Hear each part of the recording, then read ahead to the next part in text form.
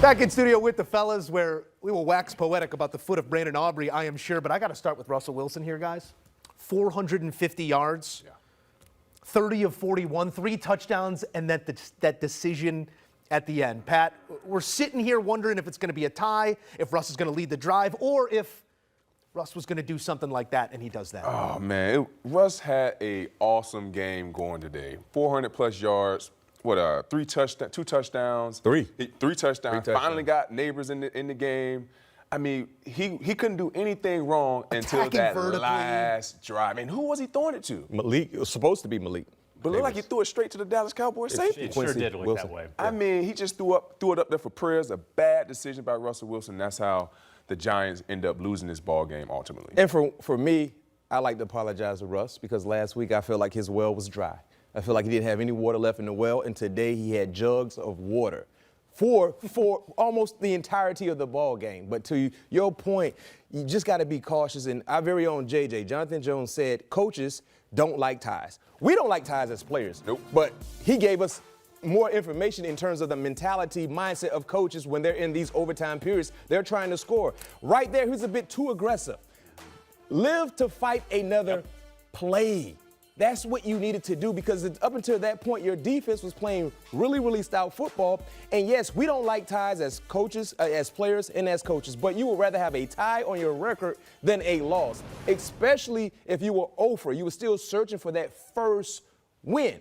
I mean, Russ played outstanding. The Giants in totality played great football, but in the words of the great Bobby Bowden, before you learn how to win, you have to learn how not to lose. Yeah. And that's the issue for the Giants currently, and hopefully they can get that bad vibe out of the locker room. This is going to make for an interesting suggestion box on the talk radio airwaves out here in the tri-state. How do you hack up the day here for Russell Wilson, who had his most passing yards of his career and a fatal flaw at the end of this game? It was, you could really see it coming, and we could see that coming there in overtime. To expand on what B-Mac was discussing, players and coaches hate ties, and for some reason, to me, a tie is not bad. It is certainly much better than a loss, but at some point, somebody wants to get out of that tie. They want to go out and go get that victory.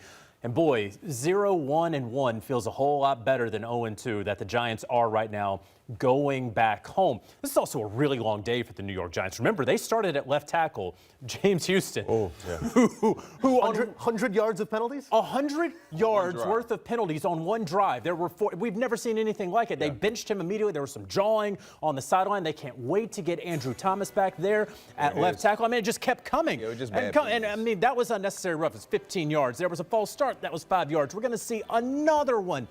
I mean, it was same drive. A full Sunday.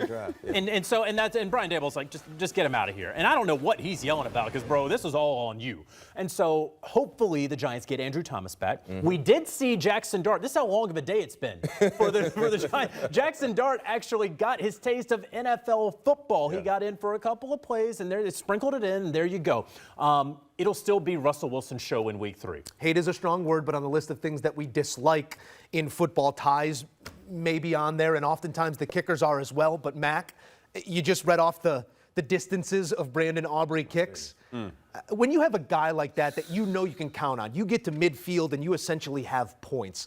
What sort of luxury is that, especially in these game-winning moments for a team like Dallas? That's always like having the answer to a test. It doesn't matter when the test is going to be presented to you. You know you have an answer. And that's who Brandon Aubrey is, especially anytime you get near midfield. I'll say this right now, guys, and I'll say this with conviction. Brandon Aubrey is the best non-quarterback offensive player in the National Football League because of that fear that he provides. If you're playing against the Dallas Cowboys, you have to protect midfield. Most kickers, it's the plus 45 is where that normal comfort range is. But for Brandon Aubrey, he's on the opposite end of midfield, and he is ready to go. And the thing about Brandon Aubrey, guys, when he attempted that 64-yard field goal, you all knew he was going to make it. If you were rooting for the Dallas Cowboys or if you were rooting for the Giants, if you didn't have a dog in the race, you knew this was good. I mean, he's one of the best offensive weapons we've ever seen in terms of his position and how consistent he's been. And how many times has he won ball games for the Dallas Cowboys in his early career? Outstanding day for Brandon Aubrey, and they needed him, and he delivered. He is so much better than whoever the second best kicker in the NFL is, right? There's a huge gap and delta there. That's incredible. Also, with the new rule, with the new kickoff rules, if it's a touchback, you get it out at the 35. The Dallas Cowboys need one first down. And they can get 3 points. That is the weapon he is. It's Curry range. You got to guard him when he's in the stadium because he's been spectacular and he's a winning piece once again here. Pat, when we look at the Cowboys through 2 weeks, it was the 0-1 start, but we loved some of the stuff we saw from Dak Prescott. Here they're in a divisional war with the New York Giants. How do you grade out the Giants through, the Dallas Cowboys through 2 weeks? I give them a solid B. Honestly, they should have won the Philadelphia Eagles game. Dak played outstanding, delivered the ball all over the yard. Wish CeeDee Lamb would have caught a couple of those passes.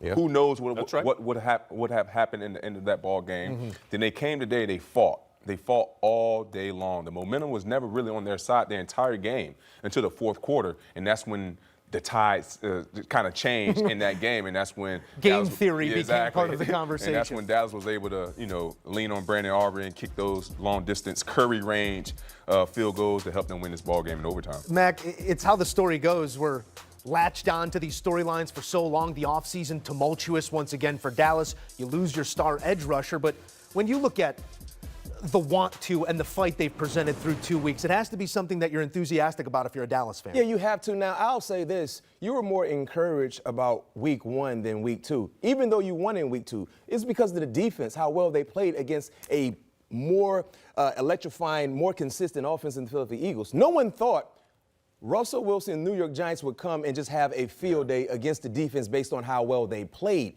But the most positive thing was they found a way to win. The great Dick LeBeau, who coached me in Pittsburgh, Hall of Fame coach, Hall of Fame player, he used to tell us this all the time in terms of that first Monday meeting, Pat, before we got ready to get into our game prep, depending on the teams we were playing.